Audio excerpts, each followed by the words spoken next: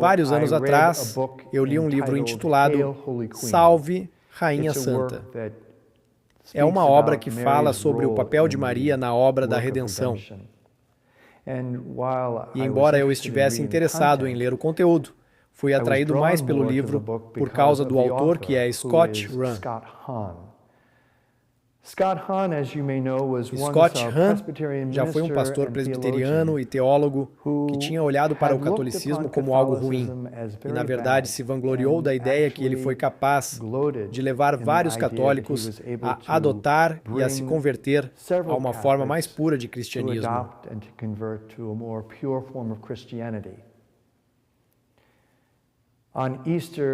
Na Páscoa de 1989, Scott Hahn converteu-se ao catolicismo. Muitas pessoas hoje o chamam de Lutero ao reverso, por causa da influência que os seus escritos e suas obras tiveram sobre numerosos pastores protestantes e estudiosos bíblicos, tanto que eles seguiram o exemplo e eles próprios se converteram ao catolicismo.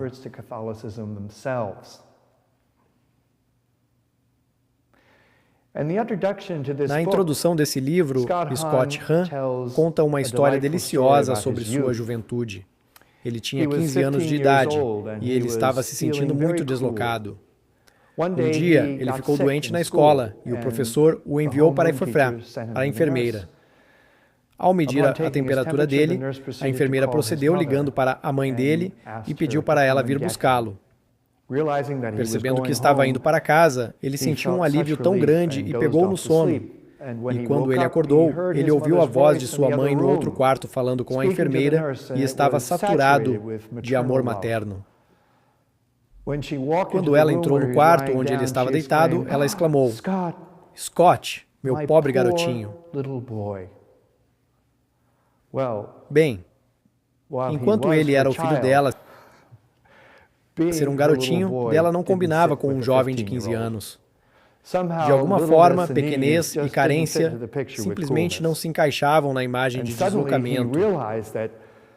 De repente, ele percebeu que sua mãe iria levá-lo para a casa da escola e que ela estaria saindo da escola com ele e que seus amigos o veriam com sua mãe e eles poderiam vê-la até colocando os braços ao redor dele. E então, ele de repente que isso faria dele um filhinho da mamãe e que ele seria ridicularizado pelo resto do ano letivo. Então ele disse para a mãe dele: "Mãe, se você não se importar, você poderia ir para o carro sozinha e eu te sigo. Porque eu não quero que meus amigos me vejam com você." Bem, a mãe dele não disse mais nenhuma palavra. Ela saiu da sala da enfermeira pelo corredor para fora da escola e ela esperou que ele saísse, e que entrasse no carro e que fechasse a porta.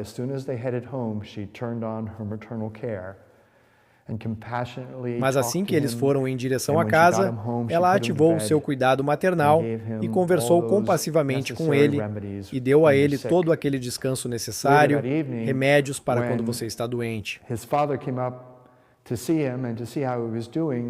Mais tarde naquela noite, quando o pai dele subiu para vê-lo e para ver como ele estava passando, Scott disse que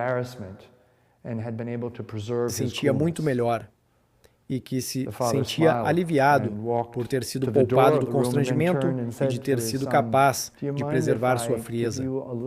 O pai sorriu e caminhou até a porta do quarto e então disse ao filho: "Você se importa se eu lhe dar um conselho? Scott, nunca se envergonhe de ser visto com sua mãe." Não houve mais necessidade de explicação. E quando Scott estava deitado ali na cama, pensando sobre o que seu pai disse, ele percebeu que não havia razão dele algum dia se envergonhar de sua mãe. Como Jesus, pendurado, morrendo na cruz, seu último desejo e testamento foi deixar sua mãe Maria conosco.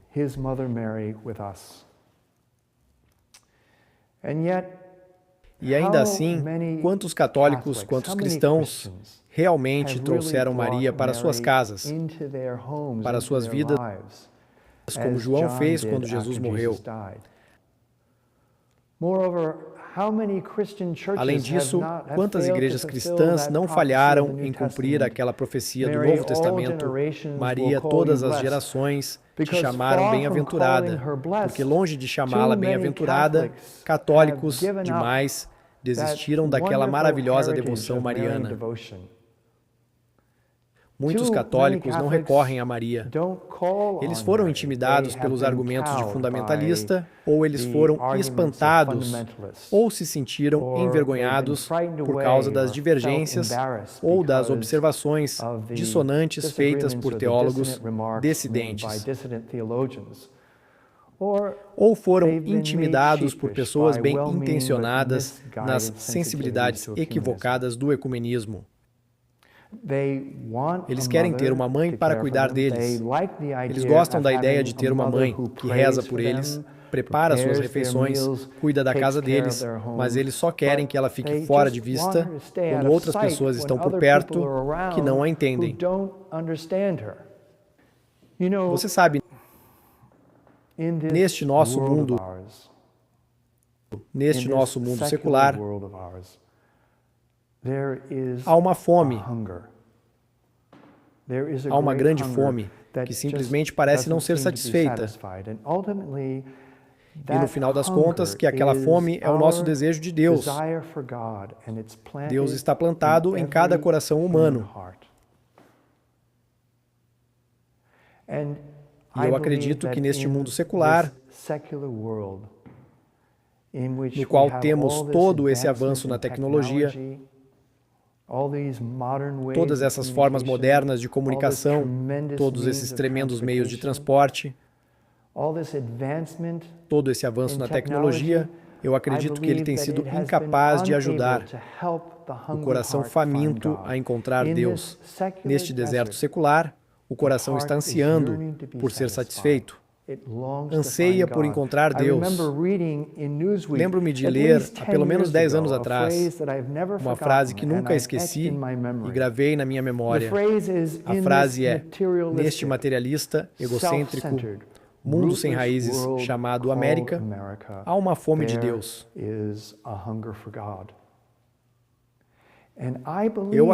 Eu realmente acredito, que é o calor suave e maternal de Maria, que é o caminho mais fácil e menos ameaçador de voltar para aquela espiritualidade que todos nós estamos buscando.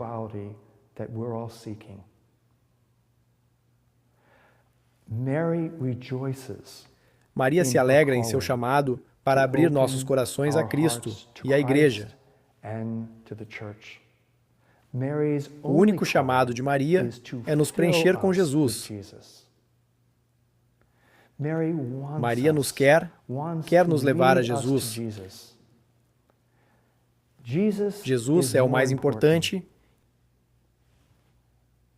e Maria quer que experimentemos a sua plenitude.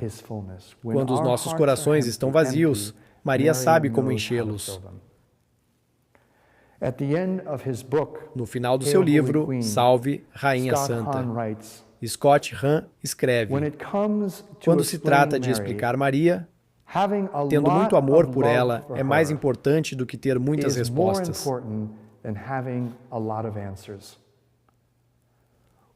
Quando nos deparamos com a falta, ela fará bens maiores a partir de nossas deficiências, como só uma mãe pode fazer. Nunca devemos ter vergonha de reconhecer Maria como nossa mãe.